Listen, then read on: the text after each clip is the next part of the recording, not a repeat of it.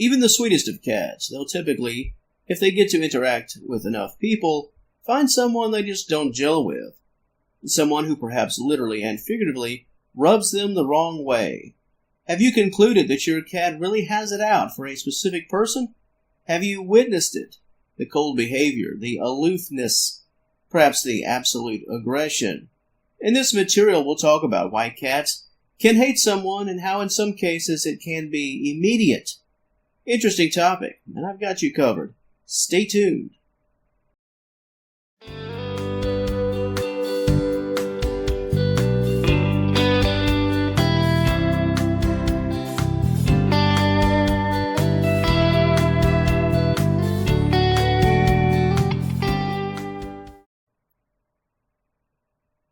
Before I take a deep dive into this topic, this video is more or less a continuation of a piece that I did a while back, about a month ago at the time of this production. The content was titled, "What Does It Mean If a Cat Doesn't Like Someone?" You can see the thumbnail for that video currently on screen right now, and I'll place the link to that video in the description box below, the first link that you'll find in the description box. And at the conclusion of this material, head on over and check that one out if you do feel so inclined. The reason why your cat, or any cat for that matter, can hate someone, well, really dislike someone, some of it is on the person, as in they are responsible for the tension in the air, and other times the person on the receiving end of the disdain, they're simply in the wrong place at the wrong time, a stroke of bad luck, let's call it. It's really not something the person is doing or isn't doing in a deliberate nature. The cat is just picking up something, perhaps a few somethings, that are just turn-offs. And I know pretty much everything I just said sort of seems like romance and the dating game, and while it is a bit silly, yeah, you can certainly think of it that way, sure. It's about attraction, comfort, security. Sometimes, just like people can be turned off for reasons that just aren't that obvious or even that extreme, there's just something about that girl, that guy, or that cat that just doesn't mesh well. Let's talk about the vibe for a moment, your vibe, your aura, the way you walk, your body in motion, your mannerisms. You haven't even said a word yet, and that cat is already taking notes. Do you seem chill, relaxed, non-threatening, or does your honest demeanor come off as something to worry about, that the cat should worry about? Cats, they do pick up on things, and like I've said so many times here on the channel, cats are always looking out for number one. They're watching their own backs, and they do whatever they can to protect themselves, especially when they're in a new environment, around new animals, and around new people. First impressions, we're all caught up in the vibe from other people. They've caught a vibe from us. We make our judgments, those initial snapshots. We also do that with animals, and some animals do it with us. And if we're talking about a cat hating someone, it's fair to say that if things are that deeply rooted, the association was rough from the get-go, from the start, especially with your vibe, your demeanor. If a cat feels threatened, especially right out of the gate, that can be a tough road to pave if you are trying to get in that cat's good graces. Similar to the vibe, let's talk about scent, the way you smell. Some cats just don't like it, and this is similar to your vibe, especially if you're acting in good faith and well-meaning. It could just be a stroke of bad luck. Now, what about your voice? Are you loud? Are you the life of the party, super charismatic? Well, that could be a turn-on for some person. That charisma could get you a date, but it could also cause a cat to hate. Felines aren't too fond of the loud, especially coming from someone that they really just don't know. And going back to the talks of the dating game, there are plenty of folks out here looking for good folks, good-smelling folks, and giving off those good vibes, but they're just sort of turned off for some reason because they're coming in contact with folks that they're not interested by in what's being offered up. It just doesn't gel with what they are personally looking for.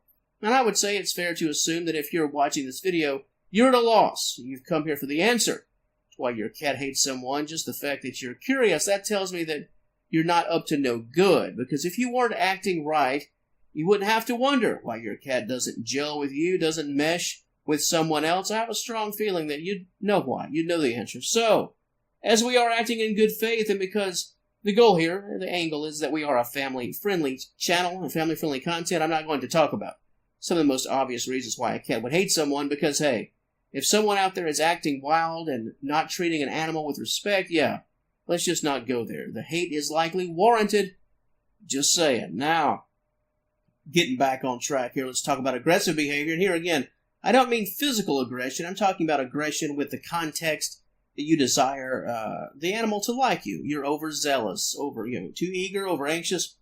Let's say you pick up the cat on a whim. You do that often. You approach the cat in a rather hasty way. You're all about the touching, very handsy. Once again, not physically aggressive, but handsy. You're pet happy. Cats, especially around people they don't know, they typically don't respond positively to all that moving and shaking. They don't like folks who are attempting to steal the show and take control. If, right out of the gate, you immediately force a cat to give up physical control, that feline will find it easy not to like you and not to trust you. Children, just because they are children, they can often act this way around cats and other animals. The desire to show love and affection can come off as aggressive, and very heavy-handed. Cats can get mad, stressed, anxious, and fearful. It's not a good mix. In the video that I linked in the description box below, easy for me to say, in addition to going into great detail on some of the things I've touched on here today, I'm pretty sure in that video I talked about how less is more. If I didn't say it then, I'm saying it right now. Outside of handling those basics, the cat's essentials, felines are often drawn to the person who does the least, and seemingly the person who, dare I say, cares the least. And this is why sometimes you'll see stories put on social media platforms, newspapers, many other forms of media telling humorous stories about how someone in the family just didn't want a cat, yet the feline, once in that home, becomes glued at the hip to that person. Well, why does this happen? Well, because the person really didn't care, and they really didn't want that cat. That individual becomes a source of intrigue for the cat. That person is viewed as a source of peace in large measure because they're not loud, not heavy-handed, and they're being respectful of the cat's personal space. They're not trying to get the cat's attention because they've probably got 50 other things better to do, or at least in their view. So what you have is, over time, that cat and the person who never wanted that cat, well, they become besties. They become best friends. When dealing with felines, you'll often find that less is more, and more is just way too much. Cats, right up there with food, water, and the shelter, they want peace. They don't want to have to live in anxiety and constantly have to look out for possible strife. So that person on the couch, the person just sitting there playing the games on their phone, the person that never wanted the cat in the home in the first place, yep. Sometimes a feline will find a safe haven in that individual. It's true. So let's give a bit of a crash course here for what we covered, the reasons for the disdain. Your vibe, your mannerisms, your voice. Perhaps you're a bit too loud. Your scent. The cat just takes issue with the way you smell for whatever the reason. You're too eager, too hands-on, too over-anxious, too eager to take control away from the cat. And I didn't get into it for some obvious reasons, but if you've done some stuff, if you were aggressive physically, and whatever it was, an honest mistake even perhaps, your emotions got the best of you. If you cross an animal in this way, even if it's something that you truly deeply regret, it can take a long time for that cat to want to be around you and trust you, especially if that cat really has no history with you prior to that to speak of. If you're a new owner and if it's the neighbor's cat, your cat, what have you, if you make a bad impression right out of the gate and that's the first impression, that cat's not going to like you or want to trust you, at least for a very long time. But as I said earlier, you're here watching this video. That means you're looking for clues and looking for answers. So that last reason, that's probably not you. Here again, acting in good faith here. If the latter really was you, you wouldn't have to wonder what was going on, and you wouldn't have to ask. So with all that said, I now encourage you to head on over and watch that video. Then I'll link it up in the description box below. You'll hear some of the same in that video, but on a deeper scale, and perhaps, just perhaps, a few more little tidbits. So click and watch if you are in fact interested. But with respect to this video, I'll now turn things over. Turn that wheel over to the audience of Senior Cat Wellness. Does your cat really have it out for someone, a family member, a friend, person next door? Is your cat considered the sweetest of the sweet, yet for some reason really has a tough time interacting with one specific person? And yeah, what if that specific person is you? If you've got a story to share, opinions on this topic, additional reasons why a cat could grow sour on someone, let me know. My comment section, as always, it's all yours. And if you enjoyed this content, please give the video a like and subscribe to the channel.